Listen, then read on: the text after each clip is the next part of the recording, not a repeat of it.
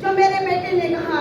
एक और चीज मैं आपको बताना चाहती हूँ, पिछले 5 साल मेरी बेटी पूरे 15 साल हो गए जिसको हमने हॉस्टल में भेजा हुआ है। इस 5 साल के दौरान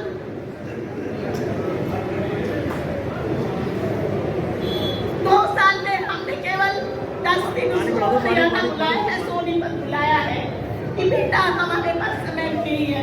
पिछले 2 साल से वो घर नहीं आई है।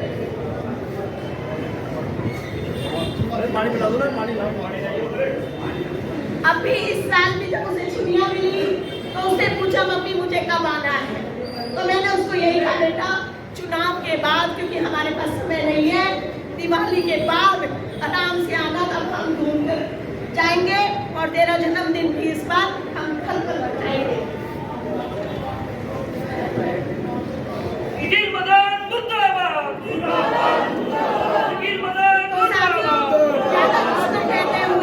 हमें दुख इस बात का नहीं है कि पार्टी ने हमारे साथ क्या किया, हमें दुख इस बात का है कि हम पार्टी के समर्पित सिपाही की तरह से हम पिछले 50 साल से हम काम कर रहे हैं। हमें दुख इस बात का है कि संगठन अगर हमें कहता चुनाव हारने के बाद कि कविता राजीव अगला चुनाव हम आपको नहीं लड़वाएंगे, केवल संगठन का काम आपको करना है, तो हम संगठन के आदेश की भी पालना करते। लेकिन पिछले 5 साल लगातार पार्टी ने हर काम हमारे से कराया, हर काम हमारे से कराया, चाहे तिरंगा यात्रा करनी हो, चाहे हमारी बूथों की बैठक करनी हो, चाहे मंडलों की बैठक करनी हो, कोई भी कार्य पार्टी का आता हो, भव्य शोभा यात्रा निकालनी हो, राम जी की यात्रा निकालनी हो, राम के कार्य करने हो, हिंदू नववर्ष की यात्रा करनी हो, पार्टी का पन्ना प्रमुख सम्मेलन करना हो, और यहाँ तक कि भी अब ये जन आशीर्वाद रैली भी, ये भी हमने पूछा उनसे 3 दिन पहले, आज रैली से पहले हमने संगठन के लोगों से पूछा कि ये रैली हमें करनी है कि नहीं करनी, तब भी उन्होंने हमें ये संकेत नहीं दिया कि हम आपको टिकट नहीं देंगे।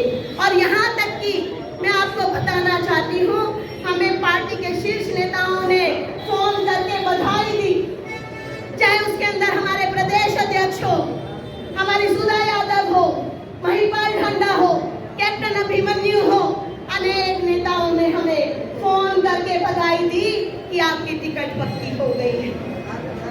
लेकिन ये रातों रात जो ये परिवर्तन हुआ है साथियों, मैं समझती हूँ कि ये बहुत बड़ा खेल, और हम इस खेल का हिस्सा नहीं बनने वाले।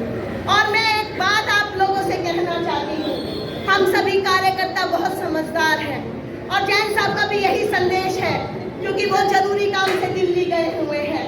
हो सकता है ये जो हमारी संगठन की शक्ति है, ये हमारी जो एकता है, ये जो ताकत है, ये सोनीपत के लोगों का जो जैन परिवार पर जो विश्वास है, मैं समझती हूँ पार्टी को अपना निर्णय बदलने पर ये मजबूर कर देगी।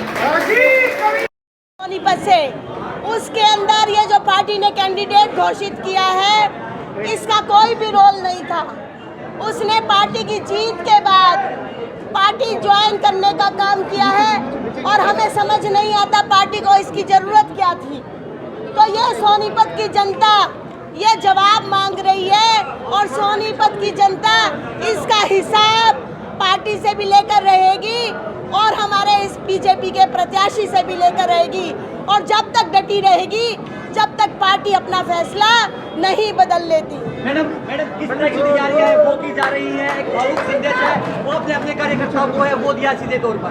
देखिए, कार्यकर्ता जब से ये कल टिकट की घोषणा हुई, तो ये जो कार्यकर्ता है ये स्वयं पूरी रात हमारे घर से उसी वक्त से लोगों की लाइन नहीं टूटी, और ये कार्यकर्ताओं की इच्छा थी कि हम मिलकर बैठकर बात करें। तो जो कार्यकर्ता डिसीजन लेंगे हम उनके साथ हैं। आपका क्या मन है मैडम, क्या चुनावी मैदान में वो दिखाई देगी कविता जैन या राजीव जैन निर्दलीय तौर पर? देखिए, अभी जैसा कि हमने संदेश दिया है, अभी पार्टी के नेताओं ने हमें बुलाया है, अभी जम्मू कश्मीर के अंदर भी इन्होंने टिकट बदलने का काम किया है, और निसंदेह हम 1-2 दिन वेट करेंगे, और उसके बाद जैसा कार्यकर्ता चाहेंगे वैसा निर्णय हम लेंगे। 8 तारीख को किस तरह की प्रदर्शन की तैयारियां हैं वो की जा रही है? क्या कोई बड़ा राज्य स्तरीय प्रदर्शन होगा या फिर क्या रूपरेखा है वो तैयार की जा रही है? देखिए, वो रूपरेखा अभी जैसे हमारी तैयार होगी वो हम आप लोगों के साथ साझा करेंगे।